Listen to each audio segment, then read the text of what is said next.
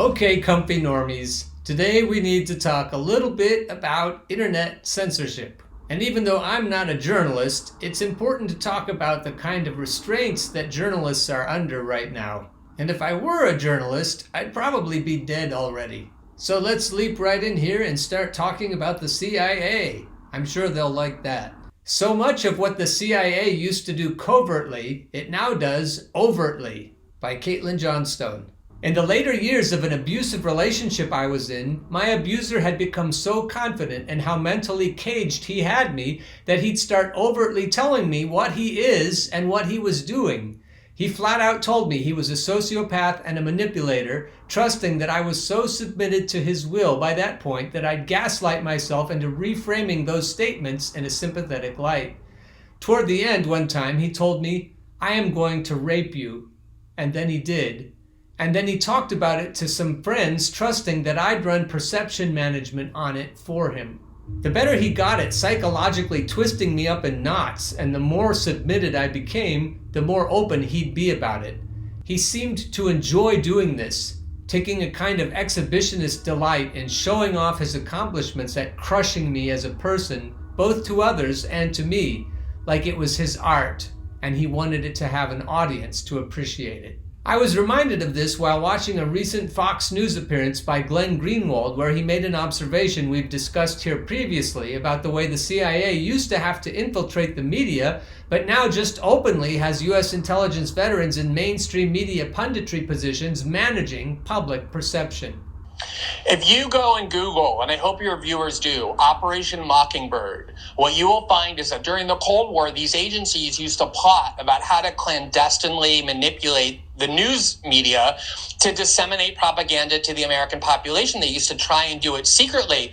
They don't even do it secretly anymore. They don't need Operation Mockingbird. They literally put John Brennan, who works for NBC, and James Clapper, who works for CNN, and tons of FBI agents right on the payroll of these news organizations. They now shape the news openly to manipulate and deceive the American population. So if you're an American wondering what foreknowledge and involvement did the FBI have in January 6th, if you go and listen to those networks, you're going to get lies, because the only people they're asking are people who are serving those agencies and acting to disseminate disinformation. That's what those outlets are. Skipping ahead, in 1977, Carl Bernstein published an article titled "The CIA and the Media," reporting that the CIA had covertly infiltrated America's most influential news outlets and had over 400 reporters who it considered assets in a program known as Operation Mockingbird. It was a major scandal, and rightly so. The news media are meant to report truthfully about what happens in the world, not manipulate public perception to suit the agendas of spooks and warmongers. Nowadays, the CIA collaboration happens right out in the open, and the public is too brainwashed and gaslit to even recognize this as scandalous. Immensely influential outlets like the New York Times uncritically pass on CIA disinfo, which is then spun as fact by cable news pundits. The sole owner of the Washington Post is a CIA contractor, and WAPO has never once disclosed this conflict of interest when reporting on U.S. intelligence agencies per standard journalistic protocol. Mass media outlets now openly employ intelligence agency veterans like John Brennan, James Clapper, Chuck Rosenberg, Michael Hayden, Frank Figliuzzi, Frank Townsend, Stephen Hall, Samantha Vinograd, Andrew McCabe, Josh Campbell, Asha Rangappa, Phil Mudd, James Galliano, Jeremy Bash, Susan Hennessy, Ned Price, and Rick Francona, as are known CIA assets like NBC's Ken Dilanian, as are CIA interns like Anderson Cooper, and CIA applicants like Tucker Carlson. They're just rubbing it in our faces now, like they're showing off. I'll leave that article there, and you can read it later. As always, it's linked in the show notes. Now we turn to another article by Caitlin Johnstone. Biden administration completely kills the "it's a private company so it's not censorship" argument. In what's surely the biggest "imagine the outrage if Trump had done that" moment to date, the Biden administration has admitted that it is giving Facebook a list of accounts to censor for spreading disinformation about the COVID-19 response. Disinformation in air scare quotes. We've increased disinformation research and tracking, Press Secretary Jen Psaki told the press on Thursday. Within the Surgeon General's office, we're flagging problematic posts for Facebook that spread disinformation. We're working with doctors and medical professionals to connect medical experts with people who are popular with their audiences with accurate information and boost trusted content. We've talked about that before on this channel. So we're helping get trusted content out there. With these social media platforms, and those engagements typically happen through members of our senior staff, but also members of our COVID-19 team. Given, as Dr. Murthy conveyed, this is a big issue of misinformation, specifically on the pandemic. In terms of actions, Alex, that we have taken, or we're working to take, I should say, from the federal government, we've increased disinformation research and tracking within the Surgeon General's office. We're flagging problematic posts for Facebook that spread disinformation. We're working with doctors and medical professionals to connect to connected medical experts who are popular with their audiences with accurate information and boost trusted content. So we're helping get trusted content out there. We also created the COVID Community Corps to get factual information into the hands of local messengers. And we're also investing, as you all have seen, in the president's, the vice president's, and Dr. Fauci's time in meeting with. Here's a reply from Jake Dunand. The person who was Facebook's COVID fact checker was the guy Fauci funded for gain of research lab work. People were banned for mentioning a lab leak.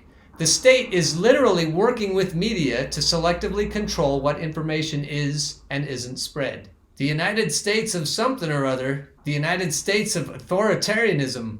Psaki told the White House press corps that the administration has a list of accounts who produce most of the anti-vaccine information on Facebook, which civil libertarians are decrying as an obviously authoritarian government overreach. The Biden administration is telling Facebook which posts it regards as problematic so that Facebook can remove them, Glenn Greenwald said on Twitter in response to the news. This is the union of corporate and state power, one of the classic hallmarks of fascism that the people who spent 5 years babbling about fascism support. I remember saying, dear viewers and listeners, in the months that led up to our last presidential election, that Biden and Trump were equally fascistic. At this point, if anything, I think Biden is more fascistic. If you don't find it deeply disturbing that the White House is flagging internet content that they deem problematic to their Facebook allies for removal, then you are definitely an authoritarian, Greenwald said.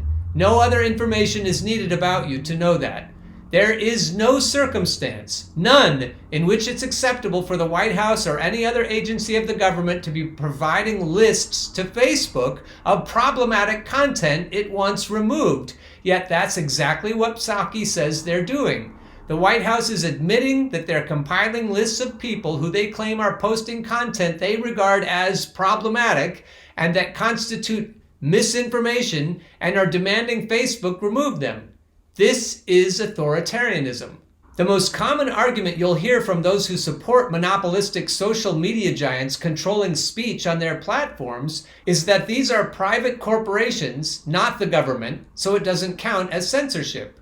Whenever you object to Silicon Valley oligarchs exerting total control over the political speech of billions of people, mainstream liberals instantly transform into an army of Ayn Rands defending the private property rights of those companies. The fact that these platforms are inseparably interwoven with the highest branches of the US federal government kills such arguments stone dead. And if you were paying attention, that argument was already dead. All of these online platforms use censorship and algorithm manipulation to hide undesirable political speech from the mainstream public in direct collaboration with government and government-tied institutions. In 2017, Senator Dianne Feinstein threatened social media platforms that alleged Russian interference in the 2016 election means they need to start utilizing more censorship or else face consequences, saying, "You created these platforms and they are being misused, and you have to be the ones to do something about it, or we will." And even though you've probably heard this next quotation on a previous show of mine, it bears repeating. The point is that Congress brings these social media platforms in and splains things to them on a regular basis. That same year, representatives from top internet platforms were brought before Congress and told they needed to adopt a mission statement expressing their commitment to prevent the fomenting of discord because civil wars don't start with gunshots, they start with words. Damn straight. And that's why I'm talking so much. In the lead up to the 2020 election, online platforms were openly coordinating with U.S. government agencies to censor speech believed to compromise election integrity. And during those months, I was in Facebook jail more than I was out of it. Facebook, the largest social media platform in the world where a third of Americans regularly get their news, openly enlists the government and plutocrat-funded imperialist narrative management firm, the Atlantic Council, we've talked about them before, to help it determine what content to censor and what to boost. Facebook has stated that if its fact checkers, like the Atlantic Council, deem a page or domain guilty of spreading false information, it will dramatically reduce the distribution of all their page level or domain level content on Facebook. They should call it Fascist book. Google, which owns YouTube, has been financially intertwined with U.S. intelligence agencies since its very inception when it received research grants from the CIA and NSA. It pours massive amounts of money into federal lobbying and DC think tanks, has a cozy relationship with the NSA, and has been a military intelligence contractor from the beginning. Here's a tweet from Justin Amash. Americans deserve to know to what extent the federal government works with social media companies. Is there any quid pro quo? The First Amendment exists to keep the government from controlling what Americans hear. Free societies counter misinformation with information, not bans. Democrats have summoned tech executives to the Congress at least 4 times in the last year, Greenwald replied to Amash. The last time, they repeatedly and explicitly threatened regulatory and other legal punishment if they don't start censoring more.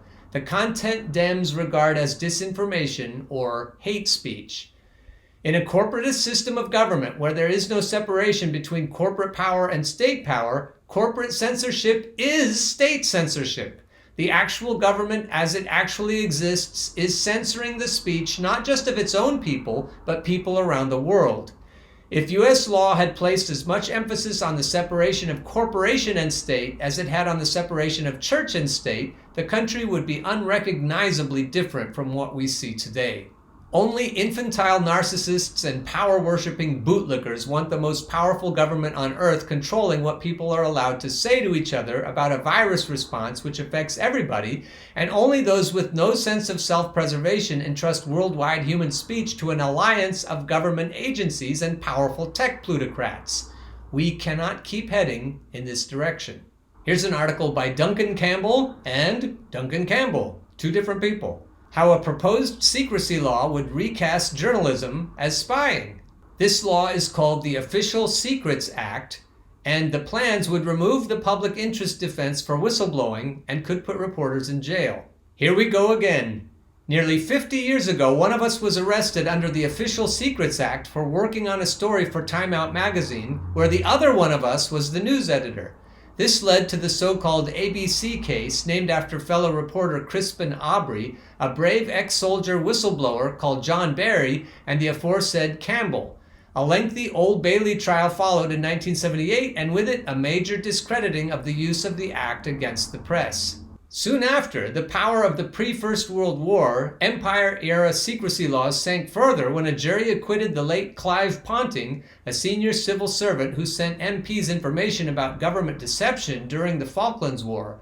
A hasty law reform flopped in 2004 when evidence against the GCHQ whistleblower Catherine Gunn had to be withdrawn at the last minute. The government feared her trial would reveal that it had been told the Iraq War would be illegal. The Home Office now wants harder and more extensive secrecy laws that would have the effect of deterring sources, editors, and reporters, making them potentially subject to uncontrolled official bans not approved by a court, and punished much more severely if they do not comply. In noisy political times, a government consultation issued 2 months ago has had worryingly little attention.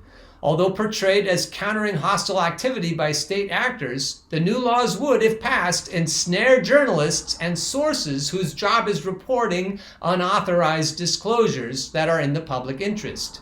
That, my dear friends, is whistleblowing.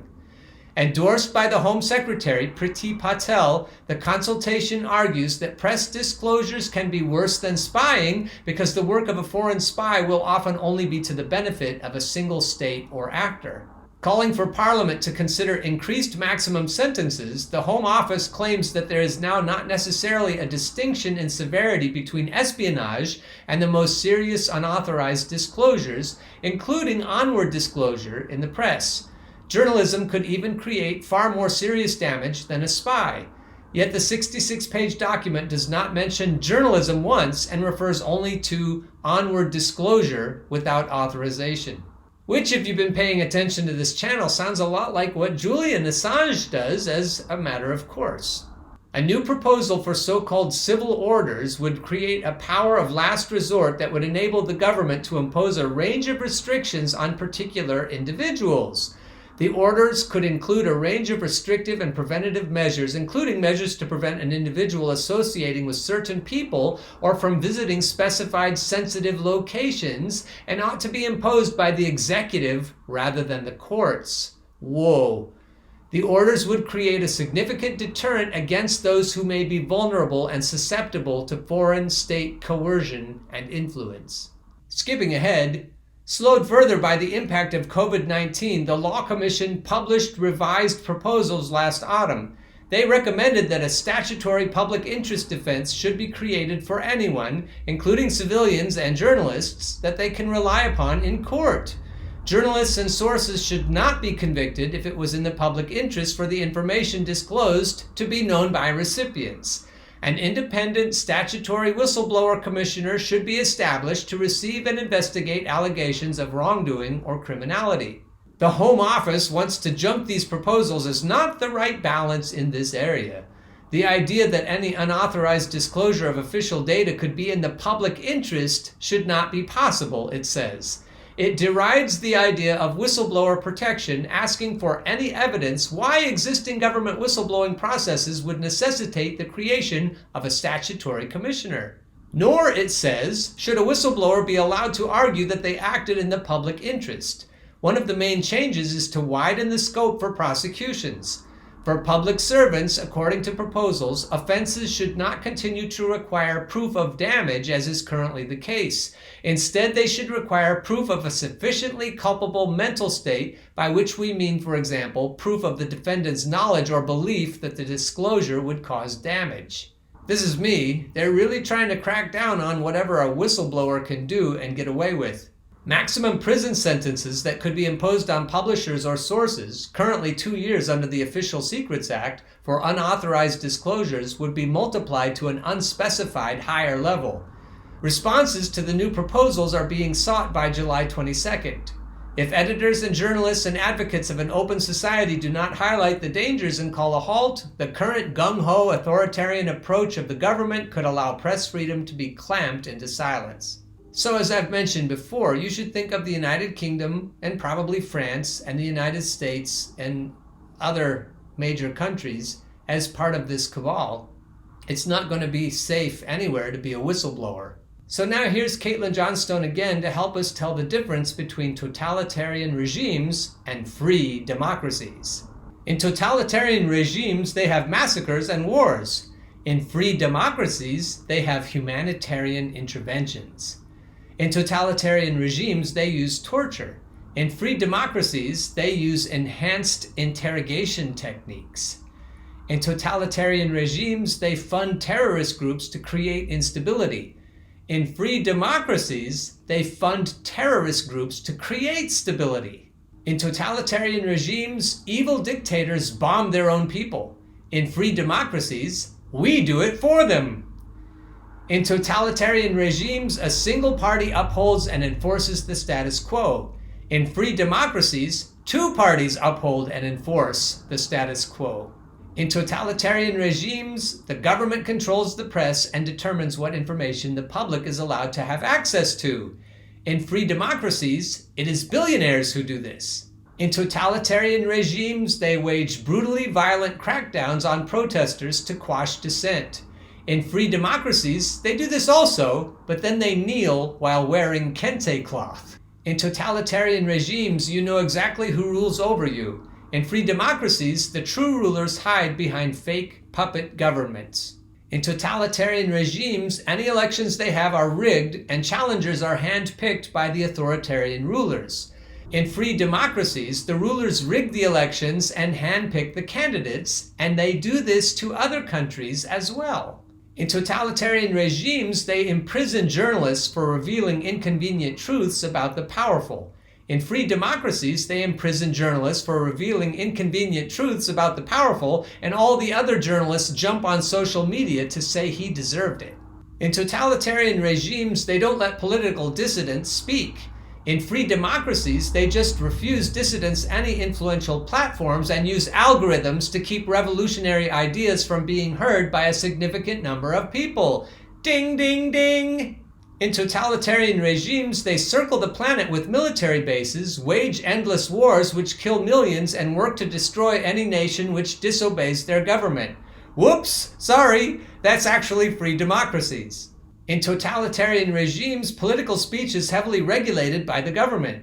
In free democracies, political speech is heavily regulated by the government via Silicon Valley. In totalitarian regimes, the citizenry are kept impoverished while the rulers live lavishly with more than they could ever spend. In free democracies, the citizenry are kept impoverished while the rulers live lavishly with more than they could ever spend.